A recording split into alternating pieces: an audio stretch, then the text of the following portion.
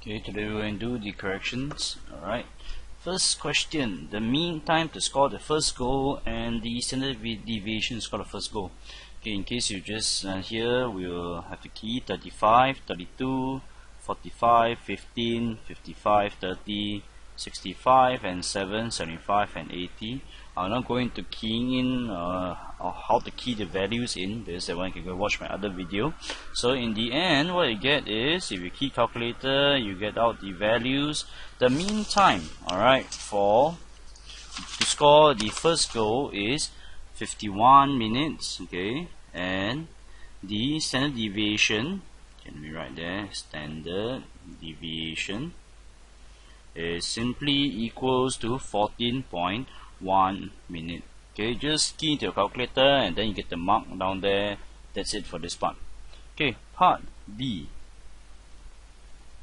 Okay, part B, the question is what percentage was scored from the 50th minute onwards?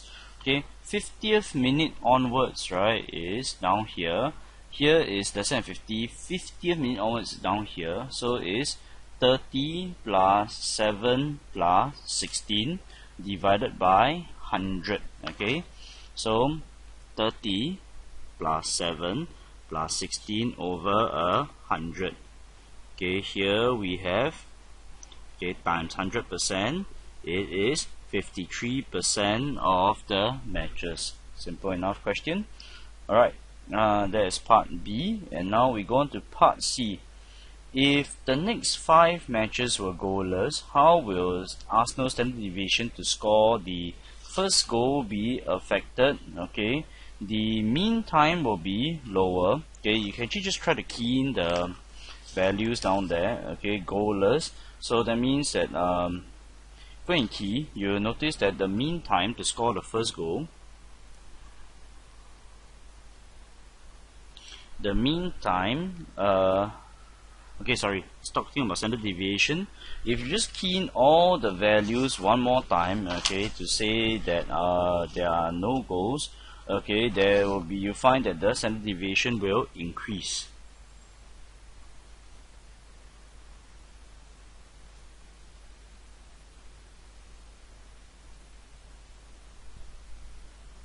Okay, that's 1C. Okay, 1D. Right, they say if you study the data down there, you'll notice that okay, Blackburn, the mean was 53.8, while the mean for Arsenal was 51 minutes, and the standard deviation is 10.6, while standard deviation for Arsenal is 14.1 minutes. Okay, so what we can do here is this. Okay, the mean time. Okay, I'll just show you the answer down here. Okay, the mean time to score the first goal for Arsenal is lower, meaning that they will score the first goal faster than Blackburn. So mean time is lower. Next, standard deviation for Blackburn is lower. It means that Blackburn will score their first goal within a smaller time range than Arsenal. Or the timing for Blackburn to score the first goal is more consistent. Okay, consistent as the standard deviation is lower. And that is 1D. Okay, now we move on to 2A. 2A is this. Okay, Mavis wants to buy US $500. If she wants to buy, okay, US $500, it means that the bank is selling the US dollars at 1.73. She wants to buy, so bank will sell, and these values there. Okay, so now we calculate for the different banks. For Awesome Bank, okay, for Awesome Bank, US $500 will be equals to what? Singapore dollars 1.735 times 500. So for Awesome Bank, okay, it will cost her 867.50. Okay, for Fabulous Bank, US $500 will be equals to 1.720 times 500. Okay, equals to 860. Okay, at first it seems that Fabulous Bank seems like a good idea, okay, but don't forget, right, that Fabulous Bank will charge a commission of 0.5%, subject to a minimum charge of $10. So notice that if you take 0.5% times $860, what we get is equals to $4.30, which means that $4.30 is too low. They will charge the commission of $10. That means in total, Fabulous Bank, okay, will charge $860 plus the minimum charge of Singapore $10. Fabulous Bank will charge $870.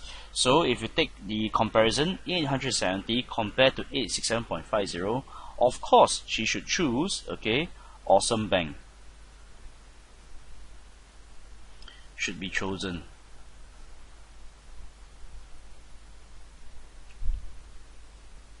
Because she will spend 867.50 as opposed to spending 870 at Fabulous Bank. Alright, now we move on to 2B. Okay, 2B, let me do it on the next page, but before that, let me show you the question again. For 2B, it works like this. Okay, Noel wants to sell. So if Noel is selling, that means that Awesome Bank is buying at this rate, while Fabulous Bank is buying at this rate. Okay, so now what we have here is this. For 2B, for Awesome Bank,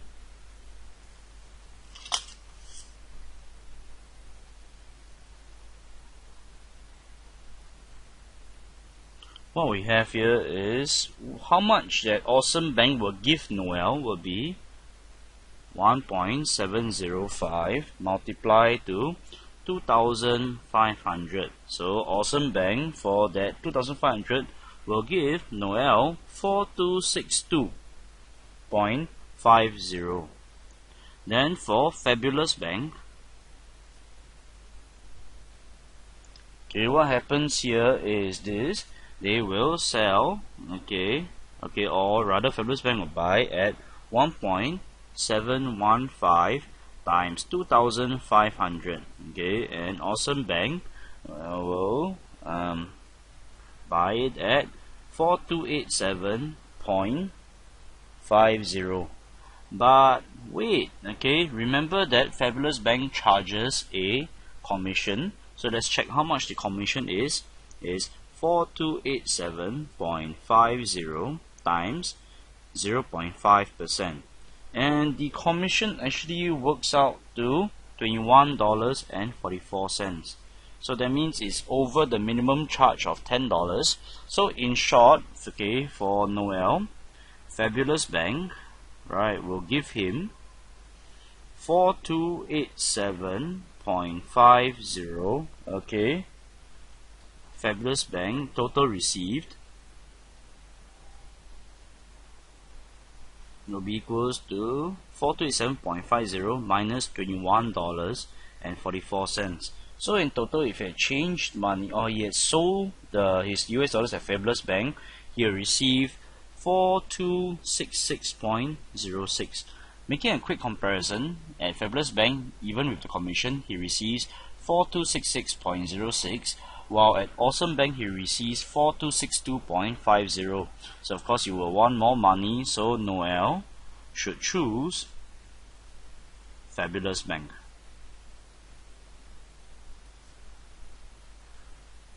Alright, and that's that for this question. Okay, let's move on to the next question. Okay, we move on to question 3. A. Okay, first we find his taxable income. His taxable income is simply equals to 62,000 minus the $8,000 of relief. So taxable income is 62,000 minus 8,000. It is 54,000. I saw many of you doing that working there. 54,000 will be split up into which column we should look at. If you look at the income, it should be inside here, okay, this row rather. So I can split it up into the first 40,000, okay, and the next 14,000. Okay, first 40,000, if you can see, you just pay a flat rate of 1,000, and then for the next 20,000, in this case he is paying 14,000 at a rate of 9%. So this 40,000 he has to pay a rate of $1,000, and this one he'll pay 9% of this $14,000. So straight away we calculate the tax payable is equals to $1,000 from here, okay, plus 9% of $14,000. If everything's calculated correctly, you should get a tax payable of 2260. I suppose some of you actually did not study for the common test because you actually have no idea how to do this, which is actually quite disappointing. Okay, but never mind. 3B. Okay, Jia Lang invested his income and investment account for 3 years. The rate of compound interest was fixed at 5% per annum. At the end of 3 years, there was that 2751.12 in his account. How much did Jia Lang invest in the account? Okay, for the compound interest, you know, is A is P 1 plus R over 100 to the power of N. So at the end of 3 years, there was 2751.12. Okay, the principal sum, alright, is the one that we're trying to find now. 1 plus R. R is 5% per annum to the power of 3. This he invested for 3 years. So what we do is P is equals to 2751.12 divided by 1.05 cube. Okay, just key everything to your calculator and you will notice that the principal sum is 2376.52. So basically Jia Lang, okay, invested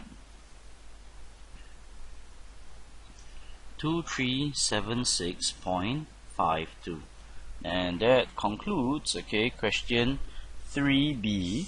Now we move on to question 4A, common test.